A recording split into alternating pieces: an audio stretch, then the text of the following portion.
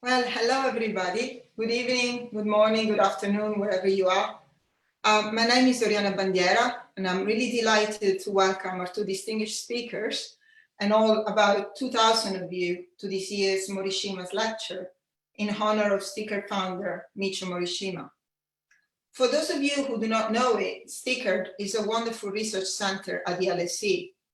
I know it well because I've been part of it for 20 years. And I actually had the privilege to direct it for 10. 10 years is a very long time, and I learned a lot, although I kind of gave up on learning the acronym by about year 3. There are 2 lessons that I want to share with you. The first is that I discovered exactly and precisely how much work goes behind the scenes, and how the people who do that work make all the difference. For this reason, I would like to thank Nick Warner and his amazing IT team, Jane Dixon, who managed the center for over 30 years before retiring this March, and all the people in our fantastic admin team. Second, I had the privilege to meet Yoko Morishima and to find out about her role in helping Michio set up Sticker. We've now set up a new fund called the Yoko Morishima Fund for Gender Parity, and we have committed up to £1 million to develop, test, and implement policies to foster gender parity in the school so that women's talent can be allocated properly and rewarded accordingly. My final and biggest thanks goes, of course, to Esther and Abhijit for agreeing to give this lecture, but more importantly, for bringing economic research where it's most needed, especially in these times, which are way harder than probably what they were thinking about when they wrote the book. So the floor is yours, half an hour, and we'll have questions afterwards. Thank you so much. Thank you. Thank you. So we'll take over for the first 15 minutes, and then Abhijit will take over. So first of all, thank you very, very, very much, Oriana, for inviting us and for leading Sticker all this time. And actually, thank you to Jane Dixon, whom I had the privilege to meet when I just started. I was still a graduate student, just about to become an assistant professor, and made my first visit to LSE, and she was an incredible presence in Sticker, and I'm sure will be fondly remembered. So we had titled our book Good Economics for Hard Times, and we were wondering if we should rename it. And so we decided to rename it just a little bit and call it Good Economics for Harder Times, and see whether what we had to say at the time is still relevant to the COVID, George Floyd, Ahmaud Arbery times that we are living now. Oops.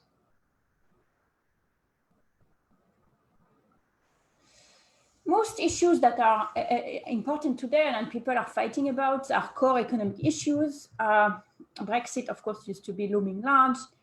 People were also discussing trade, inequality, immigration. And a couple of issues have recently made a big appearance in the public debate. One is the COVID pandemic and its economic consequences, and one is racism and discrimination. And those are also issues that have a lot of economics in them, even if they are not uniquely economic issues. But unfortunately, economists have lost most of their credibility with the public. In fact, these are many of my Sticker and LSE friends who were really, really sad by the absence of take-up of their good ideas during the debate leading to Brexit. So this is a poll that was done by YouGov in February of 2017 that shows that nurses and doctors are widely trusted by the public, and this is before COVID. So I would be interested to see what people think of nurses today. But economists are some of the least trusted people about their own field of expertise. Only 25% of people trust economists when they talk about economics, not to mention, of course, when they talk about other things. And the trust in weather forecasters, and that too in the UK, is twice as high as the trust in economics. And in fact, only politicians are less trusted than economists. And on core issues, people strongly disagree with economists. So here's a question that was asked by to a panel of economists at the university. It's a panel that is run by the University of Chicago. Abhijit is part of it. They asked them whether imposing new US tariffs on steel and aluminum would be good for American well-being. And a little while later, we asked the same question to the general public in the US. And 33% of people at the time thought that it would be good for American well-being. And I'm not about to show you the bar on expert. It's not a fancy slide with animation because none of the experts thought that it could improve American well-being. So that's one of the stark examples of how economists differ with the general public on many issues. And it's not because the public has not heard what the economy had to say and we just should communicate better, because even when you have experiments where people are informed about what economists think of an issue, people very politely listen and they go on to think what they were thinking before. It has really no impact on moving their beliefs. So why this mistrust? Well, one might have been wondering. One reason, of course, is economists are not very good at what many people think is their core business, which is making predictions. They have consistently missed all the recessions that have happened in the last few years, and they're not doing much better than random chance. Even professional forecasters and the entire prediction department of the IMF are predicting future economic growth than random chance. It goes a bit further. You might not be so surprised that economists are disliked if you read this type of op-eds, headlines. That's from the New York Times less than a week ago. Economics dominated by white men is ruled by Black Lives Matter. And it goes on to discuss the trials of the editor of the JPE, which is facing call to resign after his comments on Twitter were made widely visible. And if this is the outside face that economists give to the world, it's not surprising that we are not considered to be a particularly trustworthy place to think about such issues. And meanwhile, when people use what economists have to say, it tends to be biased in the direction of status quo and of market are fine. And so that also contributes to people thinking that all economists are doing is to defend the system the way it is and fail to see the real problems that exist. So we could just give up, shut up and do our work. But I don't think we can quite afford to give up playing a part in the public role. We have to, today in COVID times, people might think that what we do need is epidemiologists to tell us what's going to happen to the disease. They need vaccine scientists, they need sociologists. By the way, epidemiologists have their own issues in terms of prediction that we could discuss as well. To talk about race, we need sociologists and we need historians and we need political scientists, and really why us? But I do think, maybe self-servingly, that economics has something to bring to the table. And not only that, but that there is actually a great desire for many people in the profession to try and be useful.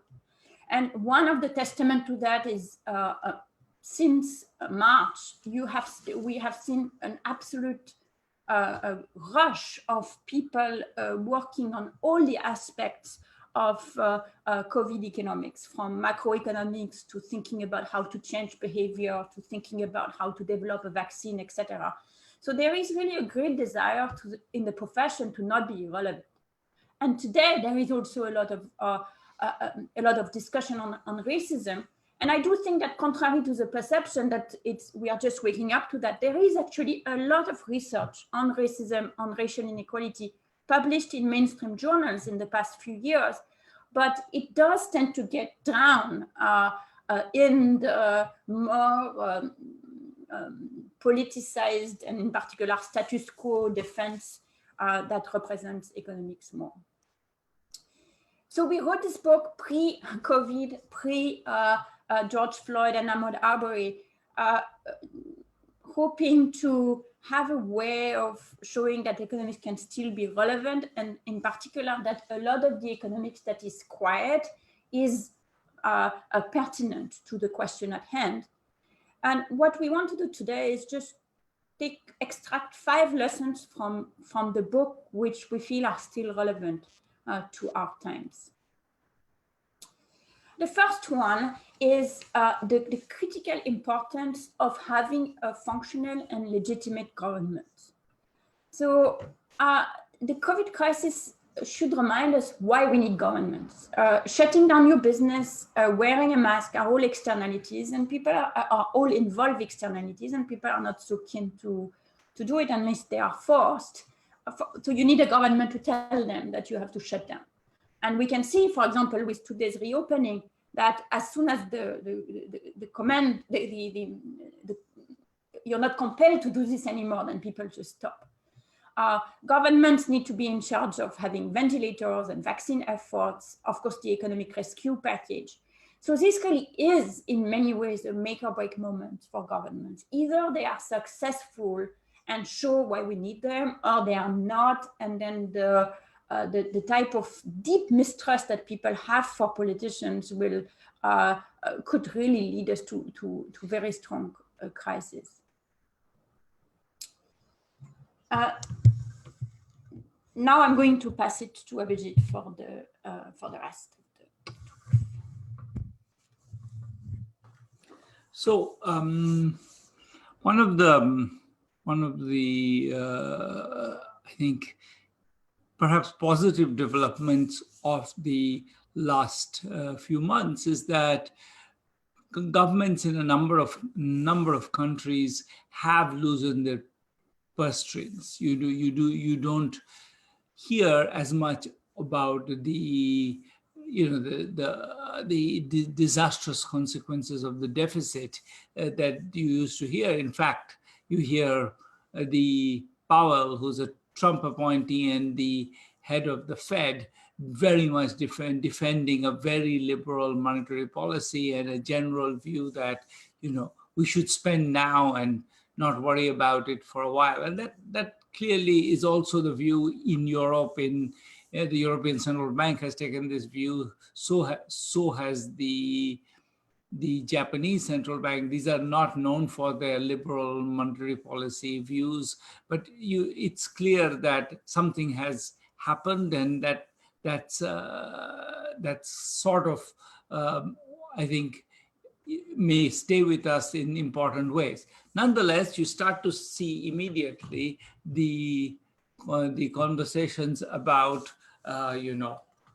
how this is encouraging lazy people.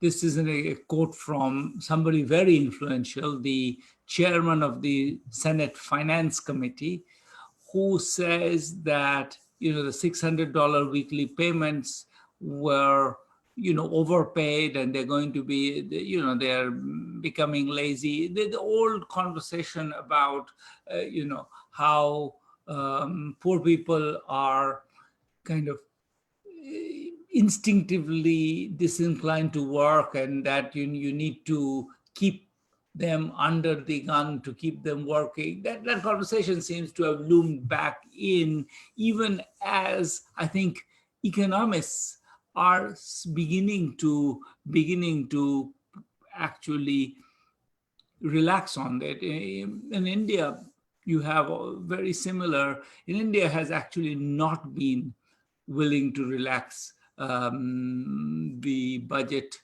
the budgetary compulsions. There's been multiple announcements. There is about how much the government will spend, but most of that's in the form of loan guarantees and not in the form of large cash transfers to the population. There is, I think, interestingly, pushback widely across the spectrum, from anybody, lots of people who are kind of involved in any kind of economic policy, the chief economic advisor of the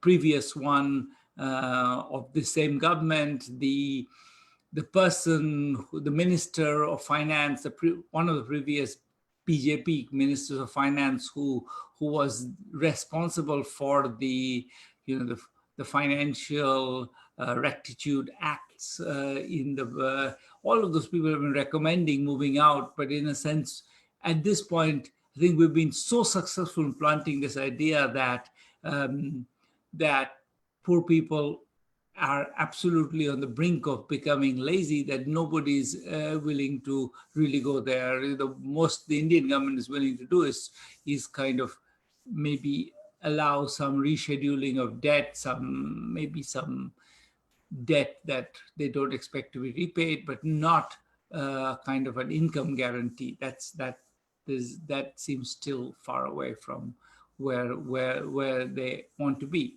And I think that's all driven by this very strong belief that maybe economists are less inclined to hold it now, but the population, I think, often holds. So I think this is not entirely just politicians having bad judgment. It's also there's a broad fear, I think, in the minds of the voters of what will happen if fiscal risk rectitude is abandoned and poor people get money becomes too easy for them. And what's in fact striking is that, of course, people are not crazy. They kind of understand that this idea that as soon as you get any money, you're going to just stop working doesn't seem entirely consistent with the way they behave. So we did an interesting exercise. We asked about 10,000 Americans, roughly a representative sample of Americans, a set of questions about their reaction to, for example, universal basic income.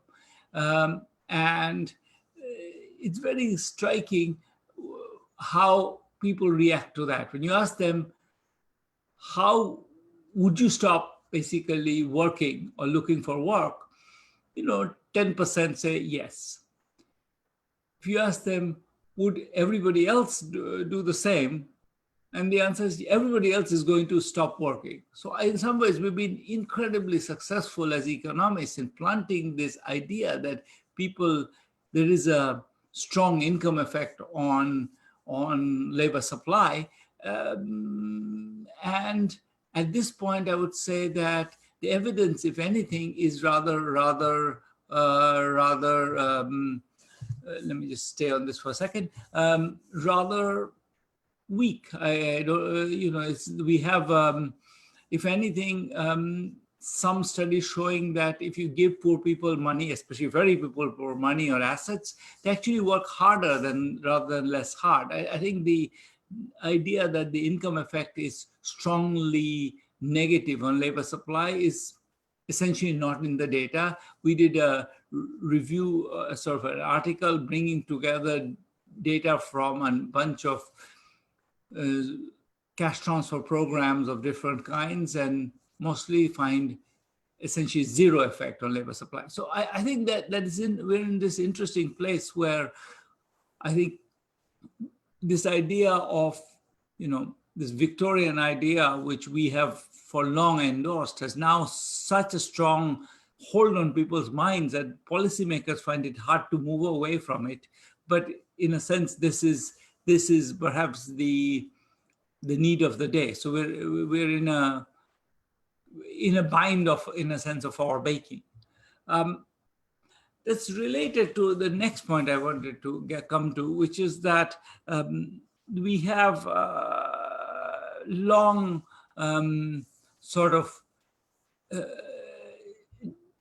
had to deal with the fact that, if you take any policies, there are winners and losers, and that the winners are often going to be going to be quite different people from the losers, and the usual response. Well, there are two responses to that. Both, I think, are somewhat misleading, and in the context of post-COVID, might be even more misleading. I'll come to that in a minute. The idea is that, well, people. One response is that, well, yes, people, people in the in the shoe industry will lose, but they will, the ones in shipping will win. And so people from the shoe industry will move to shipping and therefore will be okay, or whatever. They'll go from making furniture to selling furniture. Now, I think one of the things that was never entirely true was that it's that easy for people to move. So if they move, then there's a single labor market, and all the effects on specific outcomes will be diffused quite easily. Now, that was never, as I said, never true that people moved a lot. But if you just look at geographical mobility, one thing that's striking in the US, and I think elsewhere as well, has been the decline in mobility. People have, these are numbers for people moving within the same county, people moving across counties, and then the yellow bars are on people moving from abroad. And basically the striking facts is that overseas immigration is actually the part that hasn't changed very much. What has changed a lot is mobility within the US. This is sort of, goes back to de Tocqueville and his marveling of how mobile Americans are. At this point, Americans are actually less mobile than many other people in the world. And that's something that is obviously consequential in a world where there are lots of shocks, and people are there's when you lose your job, that you will have to move somewhere else to get a job, because basically the industries are relatively clustered, and so once you lose your job, your entire town often goes into a tailspin, and so you'll need to move out, and this then constrains how much of that can happen. This is related to I think COVID in an important way, because I think what COVID has done is that has highlighted how fragile our lives are. And I think this is true in the US, where people once, especially if the welfare checks stop coming and the economy remains in a tailspin, people will have to find ways to survive, and they'll have to find family. And if they're far from family, then some other way of surviving, and that will be a challenge. In India, this was an enormous problem, because the Indian economy, one of the main grease in the Indian economy are the migrants, but the migrants in India don't have rights to any welfare programs, basically, where they are. The welfare programs are tied to the domicile, and if they are not at their domicile, they don't have access to welfare programs. What this created was this mad movement of people, millions and millions of people across the country, because they were basically starving. They had no place to live and no place to, once the jobs shut down and the economy was frozen, they had nowhere where to be. And again, the fact that the welfare schemes tend to be tied to specific locations means that they then needed to move. Now, the next thing that happened right after that is the economy started opening up, maybe rightly or wrongly. But when that happened, the industry kept complaining that they're not getting enough workers. That doesn't surprise me. It seems like once you've been, you were starving, then you had to walk, 300 kilometers to go home, or go home in a crowded bus where you were exposed to the risk of COVID. And you hear that this might again happen. you may hesitate to go. So this is one mechanism through which the COVID effect might actually be quite durable.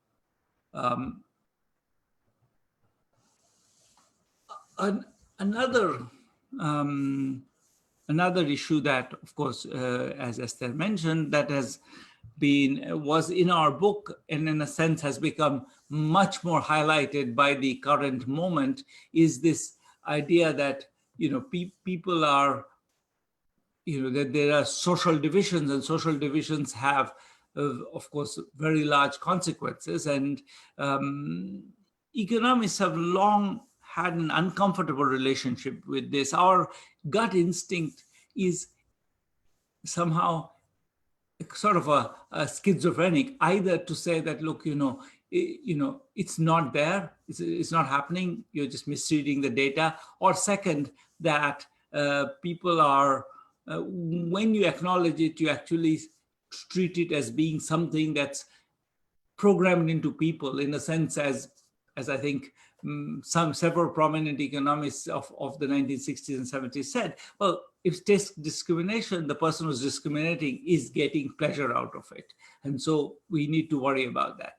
Now, I would say that one place where I think we are,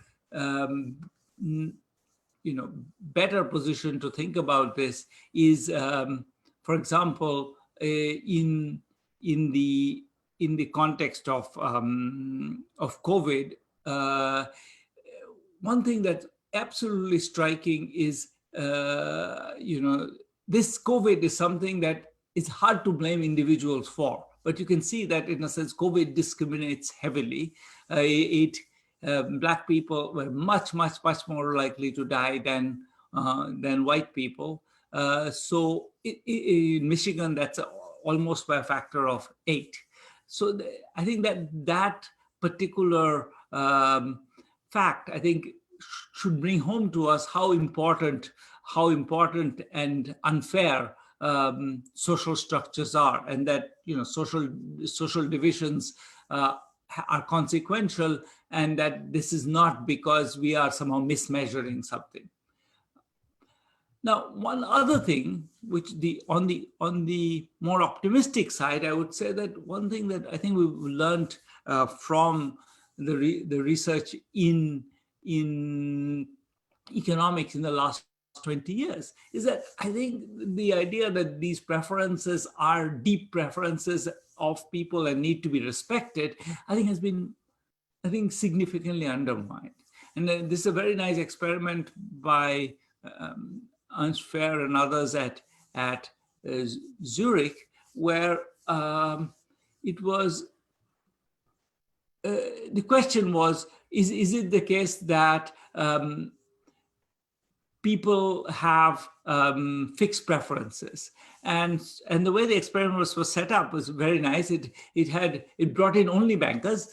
All bankers were brought in, and then bankers were divided randomly in 2 groups. One group was asked to sort of primed on the banker identity. They were told that they're in the financial business and all that. The other group of bankers was told that, to reflect on the social identity. And then they were invited to play a very simple game. You go into a closed room, nobody's watching. You can pick, and you have to toss a coin. And if you get more, I think more heads, you get more money. And I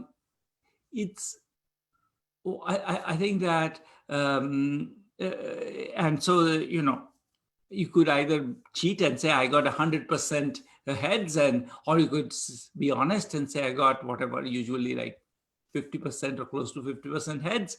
And you can see that the people who were primed on their identity as financial sector workers were much more likely to be to lie than the ones who were told that they were sort of primed on their being social animals. And that, I think, is a reflection of the fact that, in a sense, we are many people, and we might be racist, but we're also not racist. And I think that the construction of the social identity and the leadership we get has enormous consequences for how we react to the current crisis. And I think to say that, so in some ways, it gives us hope that if with the right primes and the right leadership, we could actually move towards a society which is not so hobbled by social divisions. And the final point I wanted to make is that I think all of this highlights how fragile our lives are, and that's been, in a sense, something that we have, as economists, only beginning to understand, which is that we sort of used to thinking about jobs and maybe welfare payments and as the fundamental measure of welfare. And I think one thing that's very clear is that people actually are more complicated than that. That it's not the case that even if you have a job or even if you have a living, you are necessarily able to satisfy your emotional needs for recognition, for status, for being a part of a good society. And I think that pressure is something that has been building, for example, among white people in the US for many years as wages have stagnated. So they may not be they may not be poorer, but they're not any richer than they used to be. And as that has happened, you can see that there's an accumulation of people, of white Americans who in the age, where 45 to 54, where they are dying from opiates, they're dying from suicide, they're dying from alcoholism. And this is something that's been growing throughout.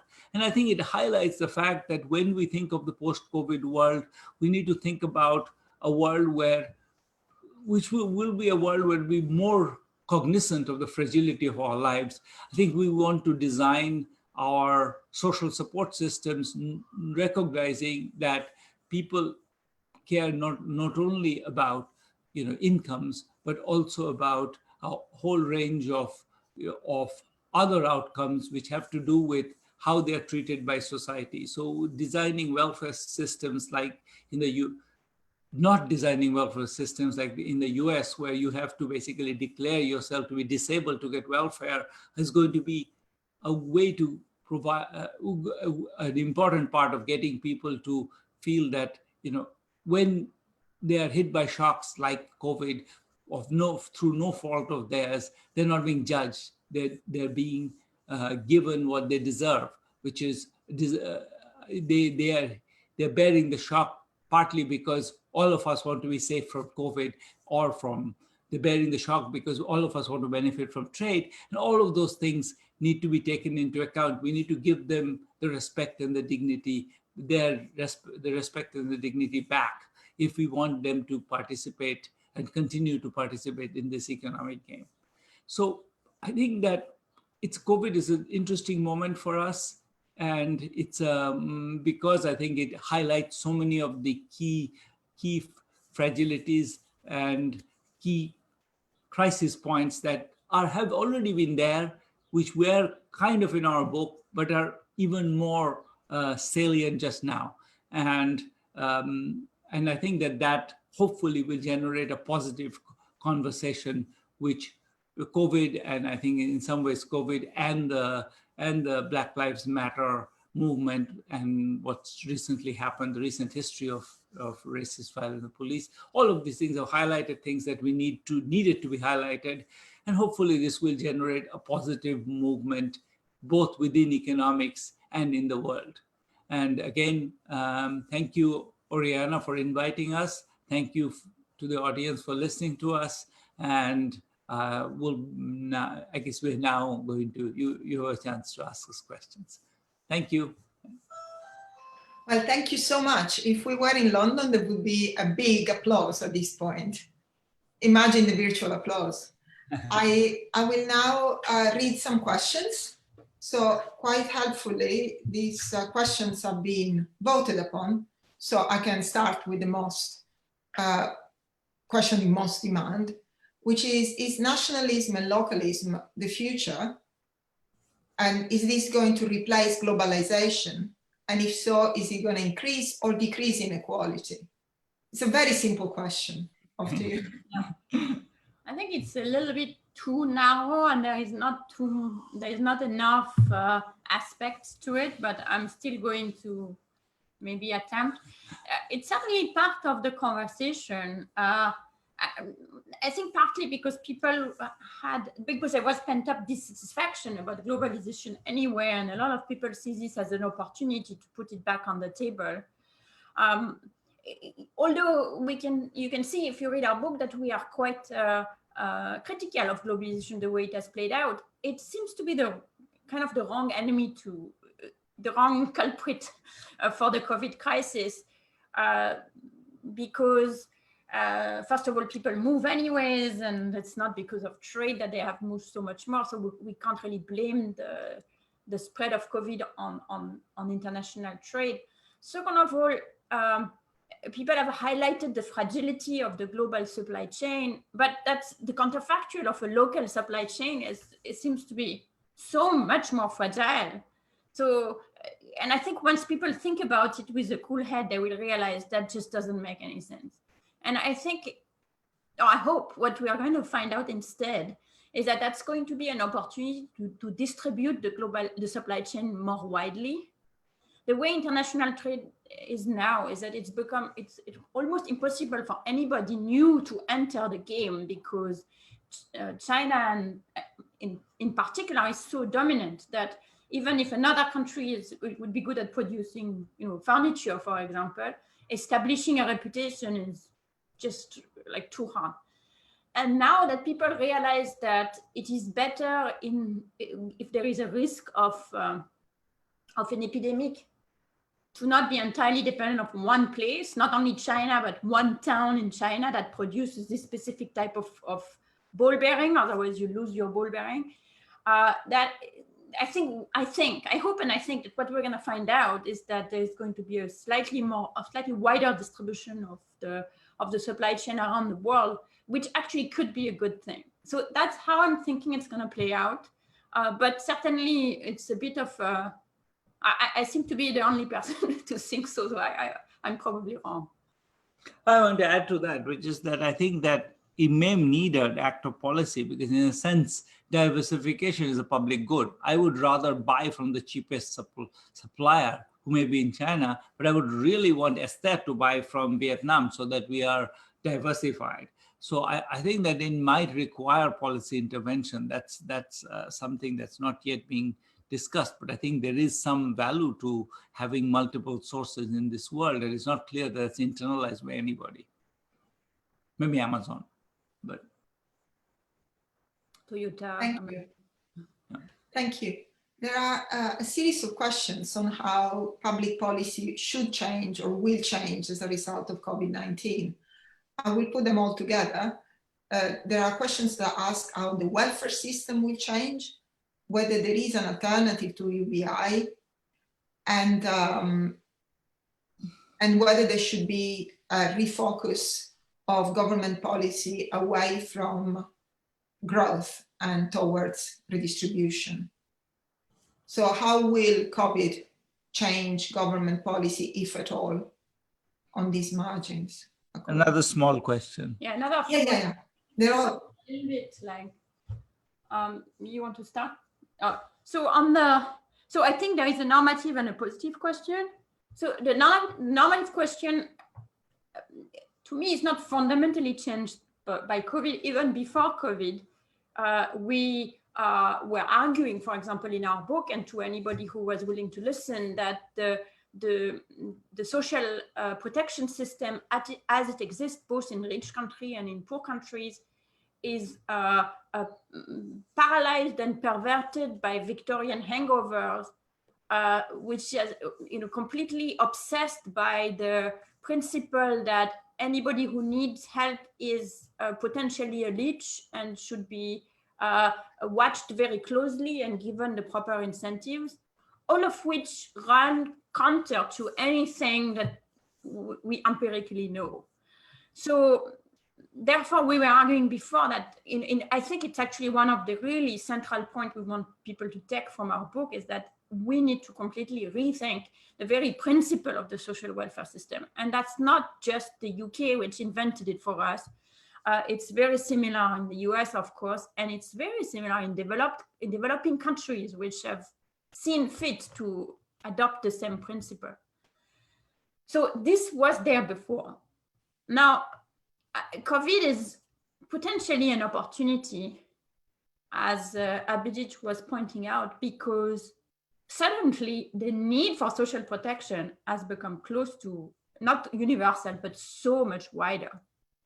And so much wider in a way that was so much sudden and so clearly not people's fault, that I think it may change the type of graph that we showed in the talk, where we say that people think that themselves are very virtuous and motivated by work, but other people are leeches, which have really been a very strong barrier to reform in our opinion. This might change after a situation like COVID, where clearly it wasn't the case.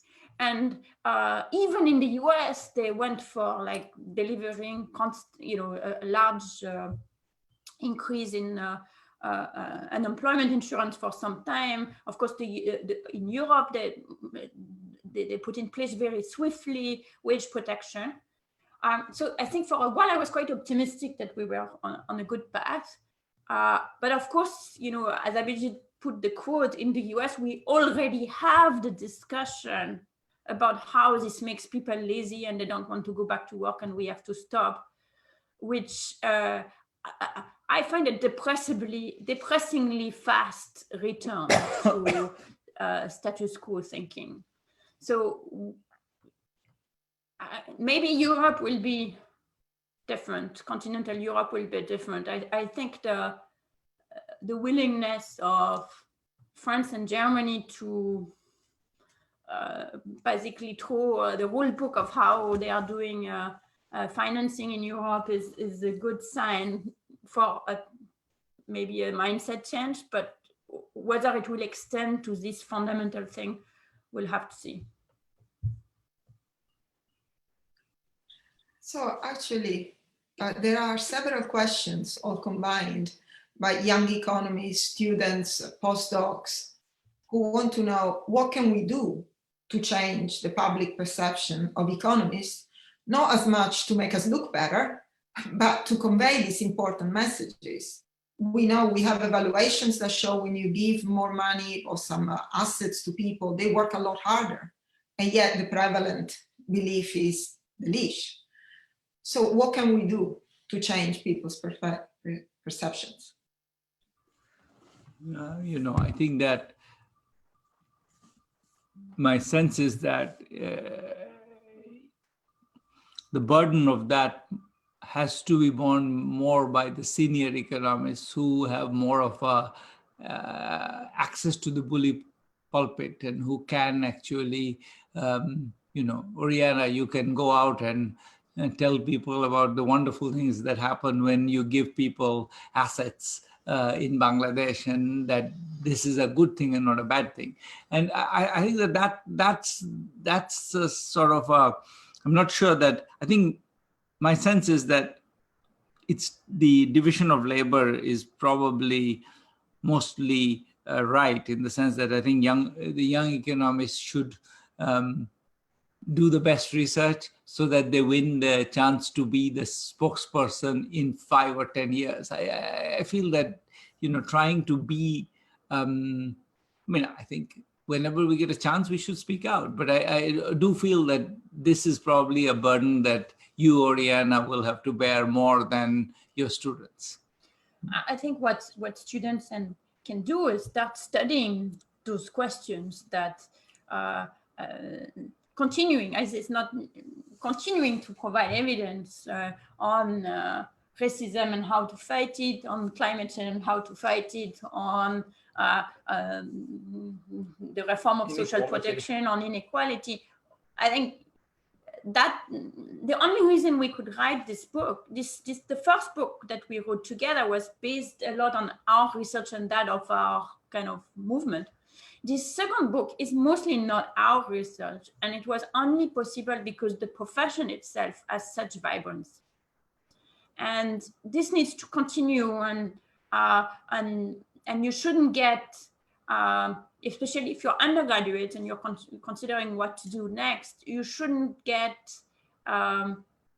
depressed by the perception that nobody listens to economists and economists have nothing to say anyways, because the latter is not true and the former is true, but will become less true if we produce more relevant research and we put it out there. Many people will be there to put it out there if it's good research. Thank you. You've given me a tough job.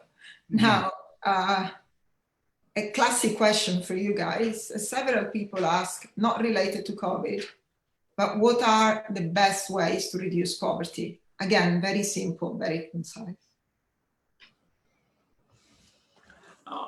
I think the answer we've given many times, I think, is still the right answer, which is that poverty is less like one thing, one condition.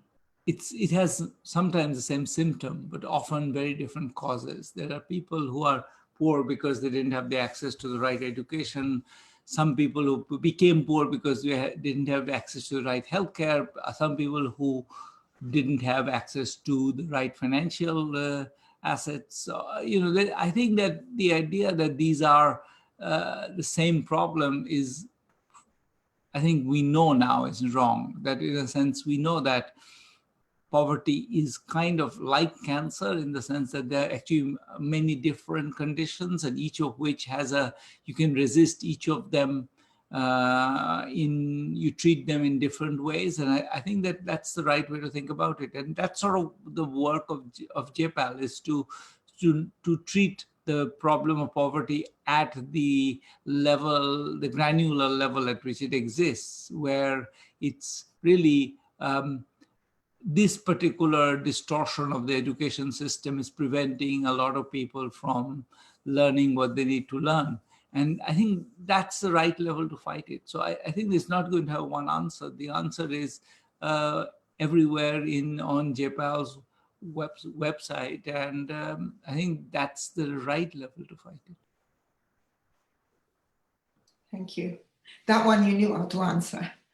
There is a question about the recession, the next recession, and how the COVID recession is different from the financial crisis, aside from the causes, of course. So I think the financial system is, the financial crisis, in particular in the US, was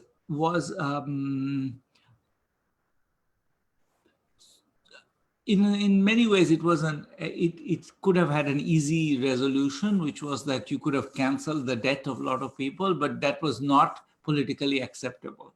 Given that it was not politically acceptable, the whole thing needed to be worked out through a bunch of indirect measures, because the core problem was that a lot of people had housing that was underwater and they had no way of repaying, but they had lots of debt, and somehow that debt didn't get canceled. Now, this crisis right now, we don't have the same extent of debt overhang that drove that crisis. So in some ways, it's a different crisis, at least in the US. It comes out of simply people having lost their livelihoods. And I think that if the government continues to provide them livelihoods, it might be relatively cheap to come out of it because people have money. And then, I mean, there's possible responses which might make it worse, like, for example, a trade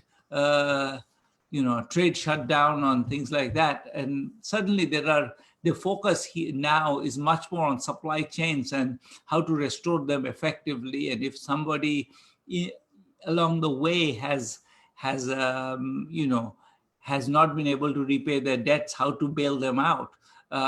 I think that it's on the supply chain side, and hopefully that's something that, and certainly in the US, the Small Business Administration has been given a lot of money to spend on that. It's possible that we come out more easily and with less consequences for inequality than the financial crisis. The place where it could become like the financial crisis is if we don't manage that transition, and we see basically the COVID-induced crisis is relayed by a more classic Keynesian demand crisis, because people have lost their paycheck and then the unemployment insurance runs out because of the type of concerns we were discussing before. The government stopped too early to give the transfer, and then there is kind of a second round that will look more like a demand crisis with leverage that we've seen as a consequence of the financial crisis. But to some extent, I think this would be a self-inflicted injury if it happened.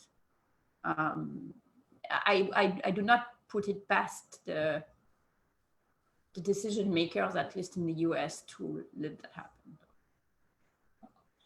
Thank you. There are several questions again about the neoclassical economics versus what you do.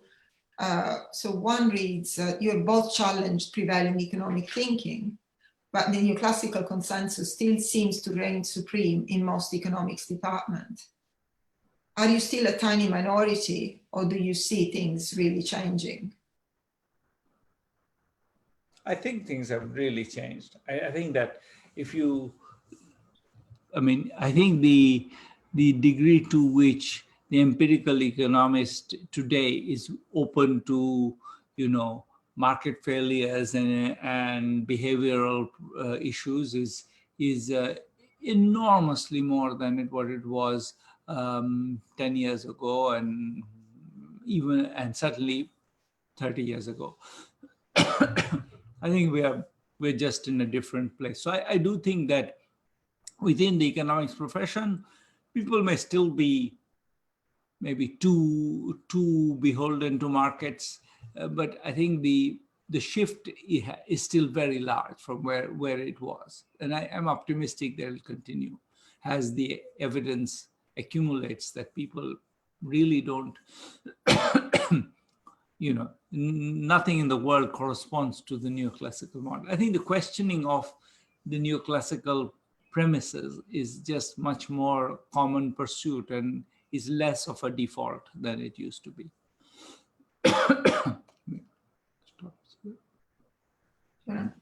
Having just won the Nobel Prize in economics, it would be a bit ungracious of us to describe ourselves as an unbattled minority. I think this is it sort of goes as recognition by the establishment. To what extent, just a follow-up question, to what extent do you think this is true in research, but hasn't percolated into teaching? And maybe people get an impression of economics from the one course in micro introductory that they do.